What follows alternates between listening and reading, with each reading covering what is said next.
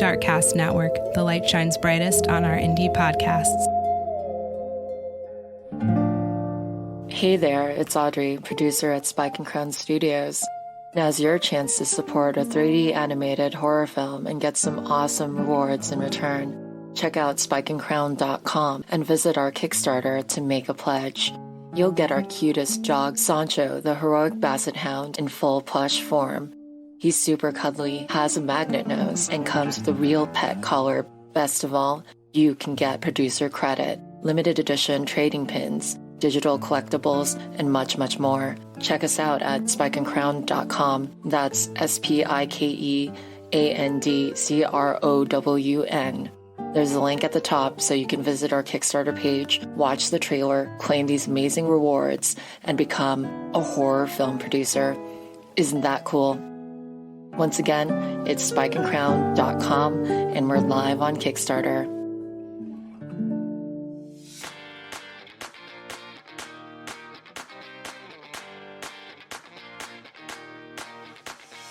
Hey, this is my disclaimer. I don't have one. You know you're listening to a true crime show. You know I drop swear words occasionally. We're all adults here, so it shouldn't be a problem. Hey there, Rainbow Warriors. Welcome to Beyond the Rainbow, True Crimes of the LGBTQ+. I'm your host, CJ. It's not too late to order your indie true crime podcast calendar featuring me as your June centerfold. I'll leave a link to them in my show notes. They make a great gift. Use the code UNICORN, UNICORN, to get $5 off. Find me on the socials, just about everywhere as Rainbow Crimes. And it's never too late to become a Patreon member. If you join at the unicorn level, I have a unicorn waiting in the stables that I will name just for you. Plus all your episodes you'll get early, without any ads at all. Woohoo! And at the end of every month, we take our unicorns out for a ride, and I tell you a true crime story that I've not covered before on the regular podcast. Why? Because I freaking sparkle! And I still have a Buy Me a Coffee account. A big thank you to Jay Bizzle for buying me a cup. Jay Bizzle has requested I cover Billy Jack Gaither in a future episode. And I thought for sure I had, but I haven't. I will soon, though. Also, I'd like to thank Sasha LSS from Canada, who left me a glowing 5-star review. Sasha said, CJ is so personable and funny. Give this podcast a listen and you won't be disappointed. Wow, thank you so much again, Sasha LSS. This week has been Trans Awareness Week, and in honor of it, I have several trans cases I will be covering this episode. With that, let's get into it. November 28, 1998, just weeks after Matthew Shepard's brutal murder in Wyoming, a beautiful black trans woman was murdered in her own first-floor apartment. Rita Hester was 2 days shy of her 35th birthday when someone who was in her apartment with her stabbed her 20 times and then fled. Rita's murder garnered hardly any attention compared to Matthew Shepard's. But before we get into the attack, let's talk a bit about who Rita was. Rita was a Sagittarius born on November 30th, 1963. She was tall, 6'3" or 6'4", and she had a heart that was even taller. Growing up in Hartford, Connecticut, Rita was one of 5 children. Rita was well loved and supported by her family, even as she came out and announced she was a trans woman. Her sisters said she always knew Rita was her sister, not her brother, although the family still uses masculine pronouns when speaking of Rita. When Rita was in her 20s, she moved away from her family in Connecticut, and she went to Boston, Massachusetts. Rita loved to sing and dance and perform in stage plays quite a bit. She had a pet cat and a boa constrictor, and her vacation destiny of choice was Greece. It's been said that Rita dated a white blonde man named Bobby for many years, who, by the way, was nowhere to be found after Rita was murdered. Rita enjoyed going to both straight and gay bars with her friends. Her mom had once told her, "Baby, just because you are who you are, don't be thinking you can go into these straight clubs thinking you can pick up just anyone." Going back to the night of the crime, a neighbor had reported sounds of a disturbance in Rita's apartment. When the police arrived, it took a while, about an hour, for them to actually enter Rita's apartment, in spite of the fact that Rita's back door was wide open. And you know that sentence just doesn't sound good. But when the police finally did go inside, they found Rita clinging to life. Had they entered prior to the hour they waited, Rita most likely could have been saved. An ambulance was dispatched, which took more time, and when Rita arrived to the hospital, she was in cardiac arrest. She was unable to be saved, and she was declared dead upon arrival. Amid the search of Rita's apartment, investigators found absolutely zero evidence of forced entry. Conclusion was that Rita must have known her attacker, but there was tons of evidence showing that there was a fierce struggle. Rita fought like hell against her attacker. The phone was ripped off the wall. Half a shoe print that was not Rita's was found on the bloody floor, and a lot of things were knocked over.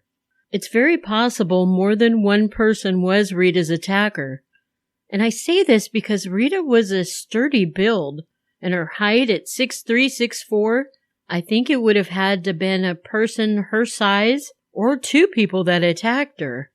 Rita's neighbors said that they saw two white men that they didn't recognize leaving their building just after the police were called about the disturbance.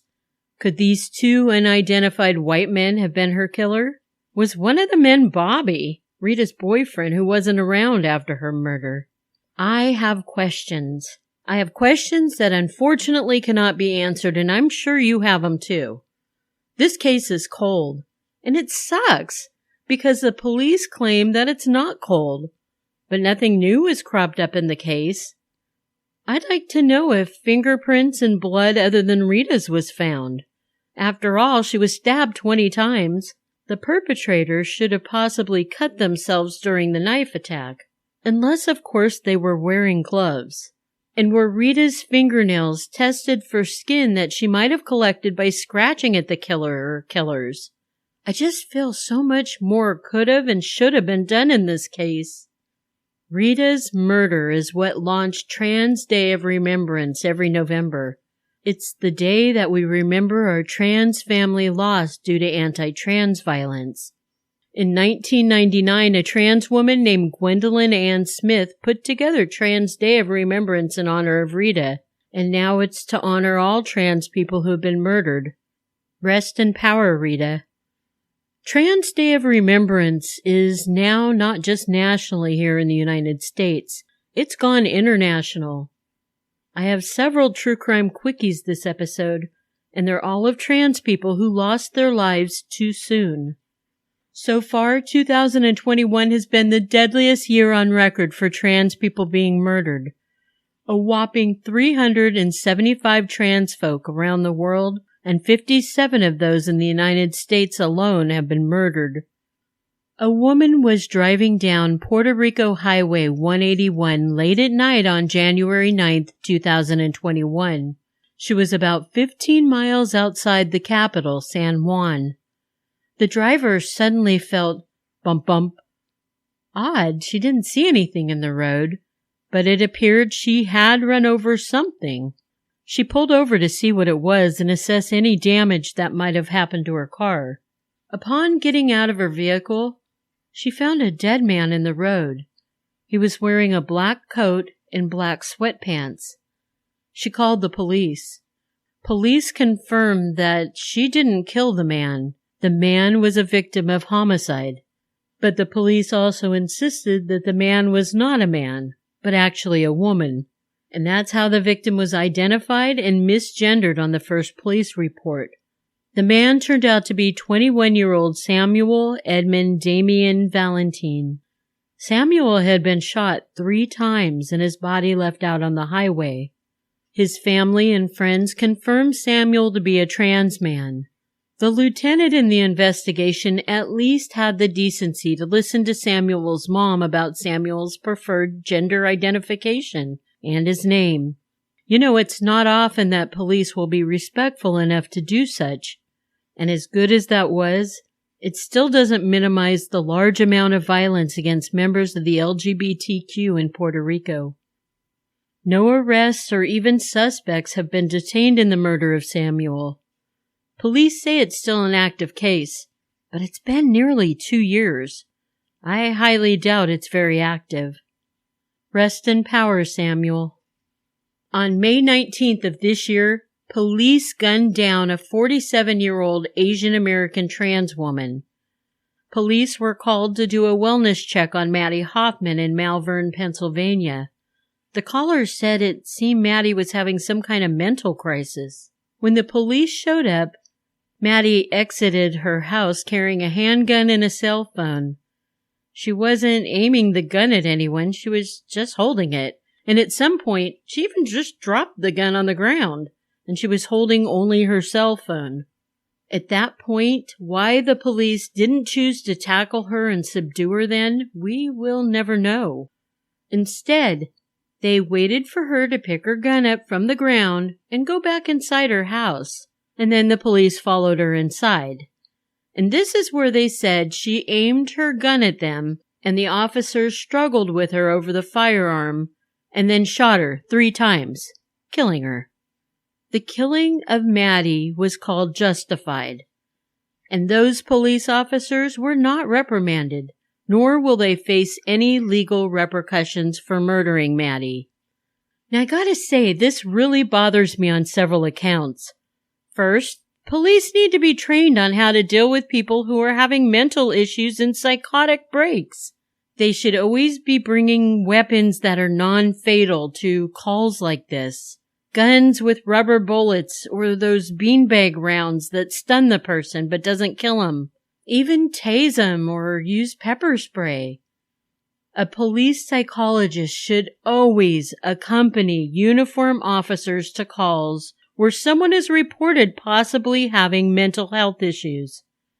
Uniformed cops or even plainclothes detectives, they aren't trained to do this, and I'm sure most don't have the education in psychology to give them the skill to talk to someone who's in a crisis. Second, if they went inside her home with her, how do we really know what happened? Because the police said so? Yeah, no. Did they have body cams to prove it? And did those body cams have audio? I couldn't find that in any of the reports.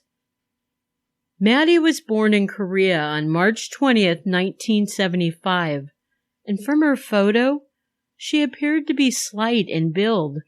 It would have been very easy for officers to wrestle her to the ground when she was only holding her phone. Hell, I could have done it. So why did they let it escalate as it did? Maddie was raised by her adopted family in New Jersey, and you can imagine they were devastated by her murder. I've said it before and I'll say it again. There's good police and there are horrible ones.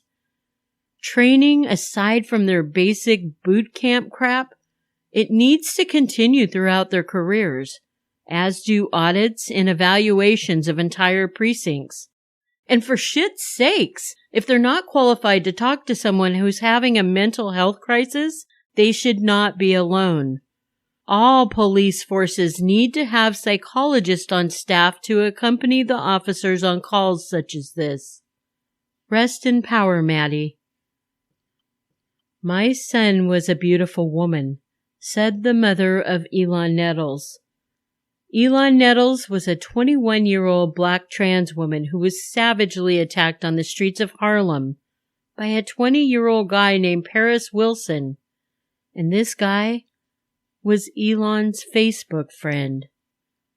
It was a Thursday night, August 17, 2013. Islan thought she'd go out for a night on the town to celebrate an early weekend. She was with 2 of her trans women friends. While walking in Harlem, Islan and her friends came across Paris Wilson, who was out with some of his friends. 6 other guys, making 7 men in total. Paris started some heavy flirting with Islan. At one point during Paris's flirting, his friends started to laugh at him, and one called him over and said, "You know that's a dude, right?"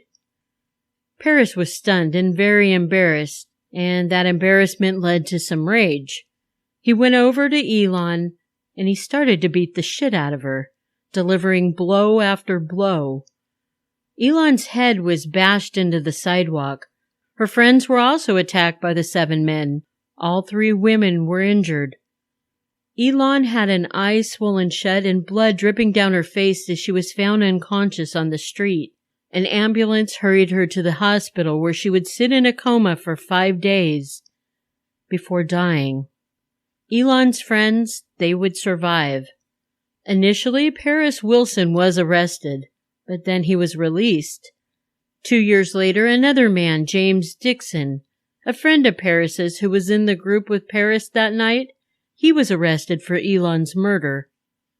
And although he confessed, James pleaded not guilty to first-degree murder. This would lead prosecutors to prove that he intended to kill Islan, which they couldn't. The prosecution settled for manslaughter, which James did plead guilty to. And also, prosecution didn't go after a hate crime charge, which it clearly was. 3 trans women assaulted by 7 cisgendered men yelling homophobic and transphobic slurs at the women. It was a fucking hate crime. But prosecution, they decided they couldn't determine exactly what was said. Therefore, Islan wasn't killed because of her gender identity. Bullshit. Once again, the justice system failed. James was sentenced to a measly 12 years in prison for taking the life of 21-year-old Islan. Rest in power, Islan. And the last case that I'm going to present to you isn't because of the lack of trans victims by any means, unfortunately, because there are so many more to report. This case comes from Istanbul, Turkey. 23-year-old trans woman activist Hande Kader's body was found on the street in an upmarket residential area of Istanbul. Hande had been described by those who knew her as a sweet and gentle person, and also a bit of a contradiction. Hande could be very calm at times, and she could also be very hyper at other times. Hande was a sex worker. No judgment. A girl's gotta do what a girl's gotta do. She was last seen alive entering a client's car one night in August of 2016.